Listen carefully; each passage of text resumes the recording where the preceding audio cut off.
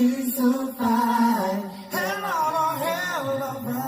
blows my mind. Hell lights my day.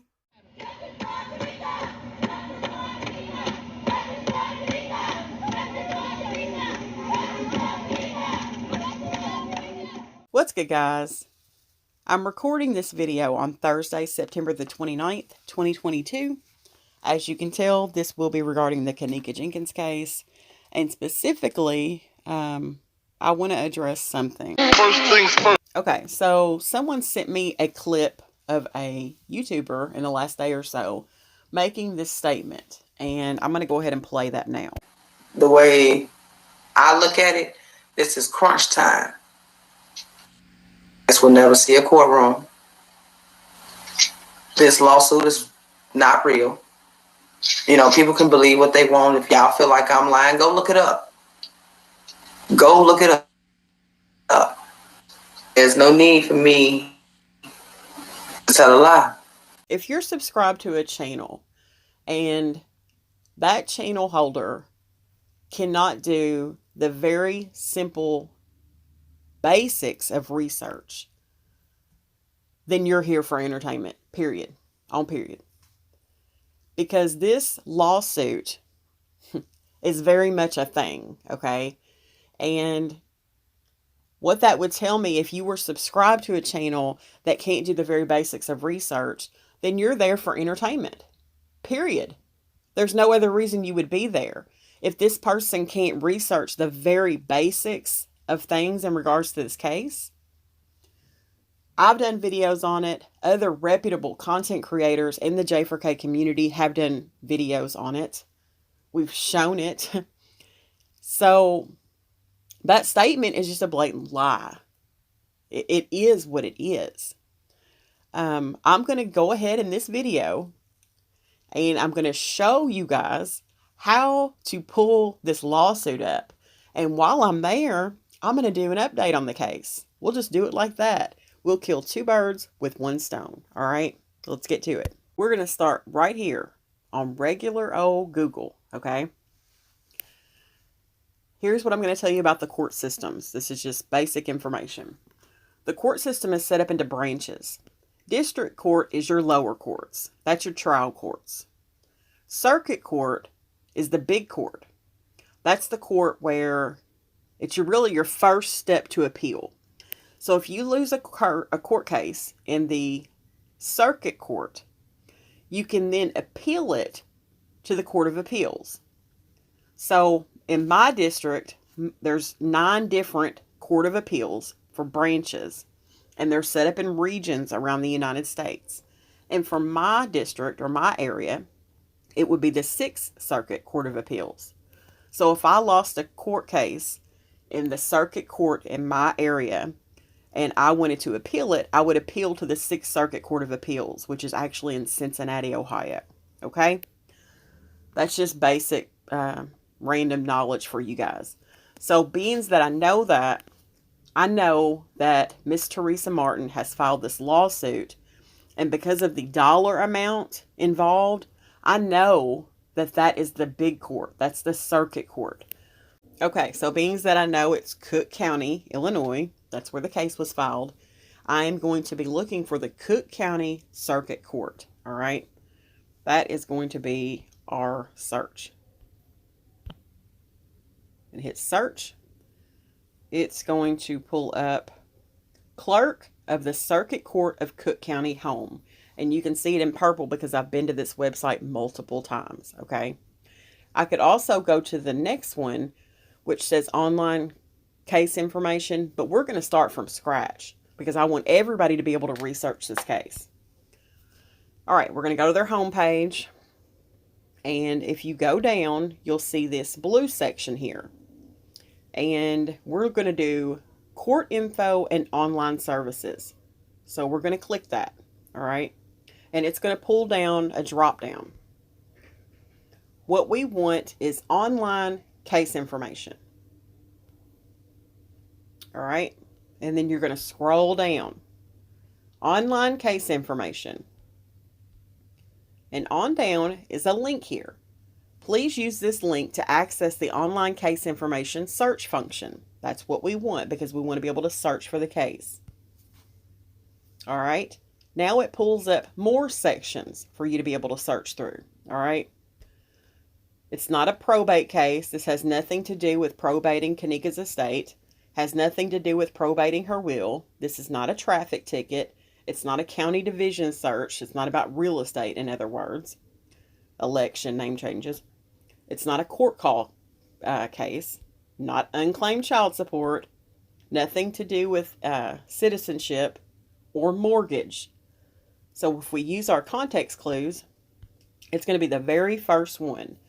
Search for civil law, chancery, and domestic relations or child support division. So you're going to click start search. All right, it's going to pull up another page. Now, select a division. If you roll down, if you click on that little, let me go back, click on that little drop down, it's going to give you even more options. All right, and it explains them all. Chancery, which is mortgage, liens on property, foreclosures. It's not domestic relations or child support or divorce. We know that.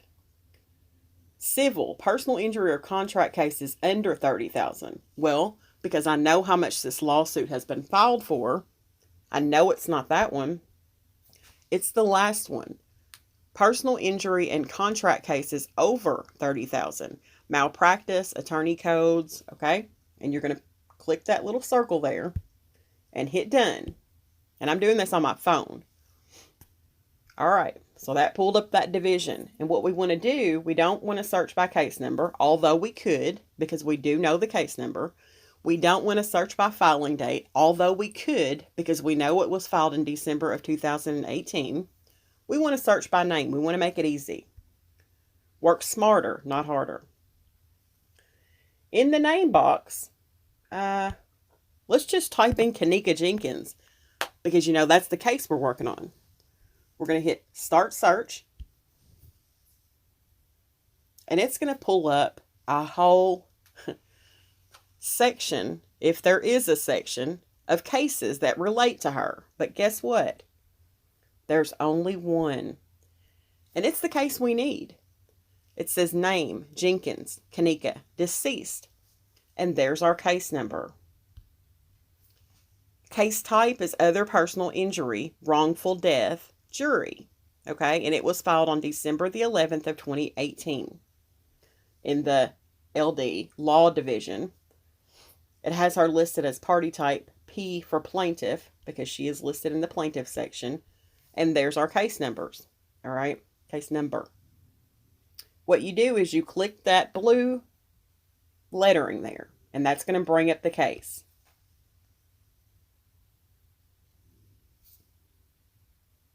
Now, it's pulled up the case, but what I like to do is do print view because it shows it much better. So click that print view button, and it shows it much more clearer. Okay, so this is the print view of the case. And this is where it outlines everything that's happened in this case to date. And they usually update that every single day. Okay, so at the top we have the filing date, 12/11/2018. Case type, other personal injury, wrongful death, and they're asking for a jury trial. Division is the law division. And the monetary amount that they're asking for is $50,001. And that there's a reason for that. That $1. There's a reason. And it's district first municipal. Calendar is A. The party information. Now, I've spoke about this several times. I think Mr. Jackie Dragon spoke about it. Cassie spoke about it. Other people have spoke about this too. The Cook County Circuit Clerk's office did a computer update. And when they did that computer update, it kind of messed things up a little bit as far as the party information goes. Because the word pro se means it's Latin for meaning representing yourself. So it lists the plaintiff, Kenneka Jenkins, deceased. Then it lists Miss Teresa Martin as special administratrix. And the reason they list her as special administratrix, if it was a male, let's say it was an uncle of hers doing this lawsuit, it would say special administrator. So administratrix is just the feminine version of administrator. And the reason she is listed as that is because she is the administratrix over Kenneka Jenkins' estate. Okay, that's why they list her as that. The defendants are CPO Hospitality, LLC, doing business as, see, they've got all of the names all mixed up here. So you've got to know who's who. CPO Hospitality, LLC, doing business Crown Plaza, Chicago O'Hare, F&F Realty, LTD, MBC Rosemont, LLC, doing business as Murray Brothers Caddyshack, which is what the MBC stands for. And the people that are representing them are mixed in with them instead of over to the right. Because we know that Miss Teresa Martin is not representing herself. She is being represented by an attorney, as the other defendants are as well. But they have a Beam legal team listed here. Milika Filopovic, James J. Harrington IV, Lightby, I don't know if it's Lightby or Lipe, Lyons Murphy, Narstad, and that's a law office, and Tribler, Orpit, and Meyer. That's also a law firm. Now, let's get into the case activity. Okay, I didn't want to make you guys dizzy, so I just got us to the point where we need to be at. And we're just going to focus on this month, okay? Because I've updated pretty much everything up to that point. I did a video not that long ago on this. So, on the 6th of this month, MBC Rosemont, Murray Brothers Caddyshack, filed a dismiss, strike, or withdraw counterclaim.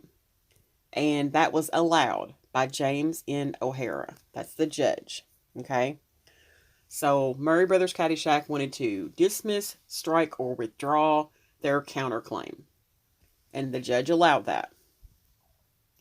Also on the 6th, they filed a strike, withdraw complaint, amended complaint portion thereof. And the judge allowed that as well. So, what it looks like happened there is they had filed something and they asked the judge to dismiss it or strike it or withdraw it. They wanted to take it back. The judge allowed it. And then they filed, I guess they amended that and then refiled it. And the judge allowed them to do that. Now, also on the 6th of this month, it says Caddyshack submitted a summary judgment. And the judge allowed that. Okay? That has to do with what they're going to be responsible for in this case. Okay? And be it monetary or otherwise. All right? I don't know the specifics on it, so I just have to give you a generic explanation. On the 6th, Capital Security Investigations, CSI, filed an exchange information. And the judge allowed that. All right. Now, what that means is, let me scoot it up a little bit. What that means is that this court case is about to wrap itself up, okay? And, or at least this phase of the court case.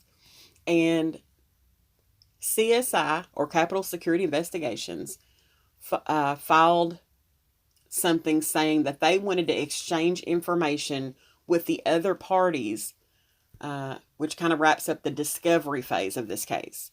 So they want to exchange information between the parties as to witnesses, anything related to anything that they maybe didn't know. So this is where all the information comes out and everybody's on the same page.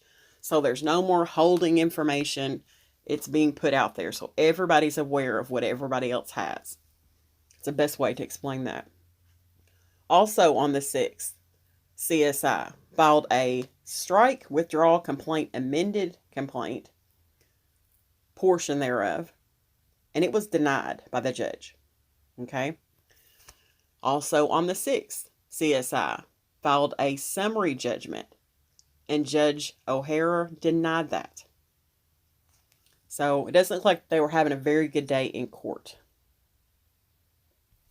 On the 13th of this month, CPO Hospitality LLC, doing business as Crown Plaza Chicago O'Hare, doing business as F&F Realty, filed an amendment, additional amended pleadings. Judge O'Hara allowed that. And like I said, we don't know what was in that. But God willing, one of these days we will. I want to get my hands on that court case so bad. I can't stand it. Then, on the 13th, the same day, they filed, CPO Hospitality, Crown Plaza, filed a case continued for case management conference, and the judge allowed that. And they're just basically, and just put it blunt, they're just trying to get their shit together, okay? They're dragging their feet, and they're trying to get their shit together. Just being as honest as I can be about that. Okay, then on the 20th, CPO Hospitality, Crown Plaza, filed a motion. It doesn't say whether it was denied, allowed, any of that. On the 21st, CSI, Capital Security Investigations, notice of filing was filed. And it doesn't say what type of filing that was. They also filed a motion on that same day. It doesn't say what type of motion it was or what it was for. And it doesn't say whether the judge allowed it. So that's the end. So far, that's where we stop. So all activity ceased on the 21st. So there should probably be more activity, I would guess, the 1st of October. So it's just as simple as that, guys. And it's not that I'm picking at anybody, but my problem is, and this goes for anybody, any kind of YouTube channel, if they're putting out lies, I have a problem with that. And honestly, I believe everyone else in the J4K community should too, because we put so much work into this case that when you hear someone coming along with a lie, it's a problem for me. It just is. I'm sorry. And so when I think about maybe one of my subscribers, even a new subscriber, coming along and hearing that and then believing it, no. So that's why I always try to provide proof. And there's your proof. It's just as simple as that, guys. So you can't have an opinion about something that is a fact. If you understand what I'm saying. You can't say, oh, I think the court case doesn't exist, that it's a lie. No, it is a fact. There is an ongoing court case. Period. That's the fact. And I just showed evidence of that. There's the receipt, guys. So, I usually don't do opinion videos because I try not to force my opinions down anyone else's throat. But I got a really positive response from my video yesterday that I did. And even the other one that I did. And so I may start doing more of those. But I don't want you guys to, let my opinions sway you in any sort of way. But what I really tried to do on this channel was to put out facts. So maybe we'll do a little change up here. We'll see. But I definitely wanted to get this video out there to correct the misinformation that was put out in that live. Okay. And hopefully I'll do a live very soon and see you guys all on there and can interact with you guys better on that. So I'm going to end the video on that note. But thanks for watching, guys.